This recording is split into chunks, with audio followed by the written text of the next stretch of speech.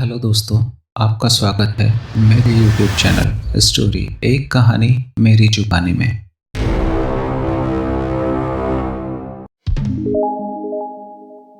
आज की स्टोरी है समझदार मंत्री। सुदूर दक्षिण में कोणार्कपुर नाम का एक छोटा सा राज्य था, जहाँ की आबादी ज्यादा नहीं थी, परंतु वहाँ की प्रजा सुविधा संपन्न व सुखी थी, क्योंकि कोणार्कपुर का राजा महेंद्र बहुत न्यायप्रिय व शक्तिशाली था। एक दिवस जब राजा महेंद्र अपने दरबारियों के साथ राज दरबार में उपस्थित थे, तभी वहां एक गुप्तचर संदेश लेकर हाजिर हुआ। वह बहुत घबराया हुआ था। उसने घबराते हुए राजा महेंद्र को सूचित किया, पड़ोसी राज 3 दिन बाद हमारे राज्य पर हमला करने वाला है।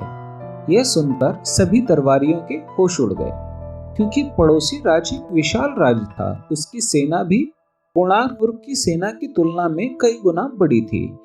उससे युद्ध में जीत पाना लगभग असंभव था। सूर्यास्त के बाद राजा ने विशेष सभा बुलाई, जिसमें महामंत्री तथा सेनापति शामिल थे।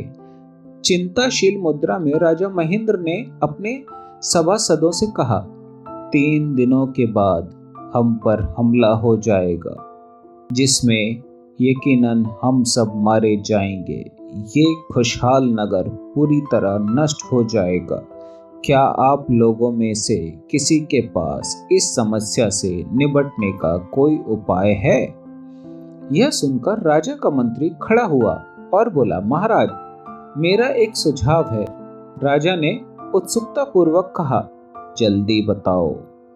मंत्री ने कहा, हमारे राज्य पर 3 दिन में हमला होने वाला है। हम सब निश्चित ही मारे जाएंगे। तो क्यों ना हम कल ही सेना सहित पड़ोसी राज्य पर हमला कर दें।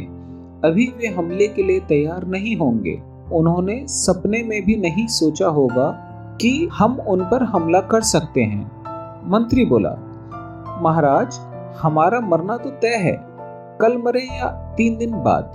अगर कल हम लड़े तो हमारी जीतने की कुछ संभावना है, परंतु अगर हम हाथ पर हाथ रख कर बैठे रहें तो ऐसे ही 3 दिन बाद हम सब मर ही जाएंगे।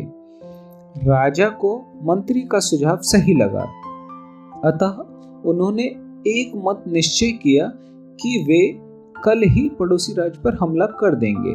रात में ही सेना को तैयार किया गया और सूर्योदय से पूर्व ही वे पड़ोसी राज्य पर हमला करने के लिए रवाना हो गए। पड़ोसी राज्य में दाखिल होने के लिए एक नदी को पार करना पड़ता था, जिस पर एक पुल बना हुआ था। ज्यों ही सेना ने पुल पार किया, सेनापति ने उस पुल को तोड़ने का आदेश दिया। पुल टूटने के बाद सेनापति ने अपनी सेना से कहा, अब हमारे पास वापस लौटने का कोई विकल्प नहीं है, अतः अब हमें सिर्फ पूरी हिम्मत के साथ लड़कर शत्रु को पराजित करना है। सभी ने एकजुट होकर पड़ोसी राज्य पर हमला कर दिया। अचानक हुए हमले से वहां की सेना घबरा गई और वहां भगदड़ मच गई, जबकि कोणार्कपुर के सैनिक अपनी पूरी क्षमता के साथ लड़ रहे थे। परिणाम स्वरूप उन्होंने पड़ोसी राज्य की बड़ी सेना को हरा दिया। मंत्री की चतुराई से उन्होंने न केवल अपने राज्य को बचाया था, अपितु पड़ोसी राज्य पर भी अब उनका ही कब्जा था। तो दोस्तों, कहानी यही समाप्त होती है।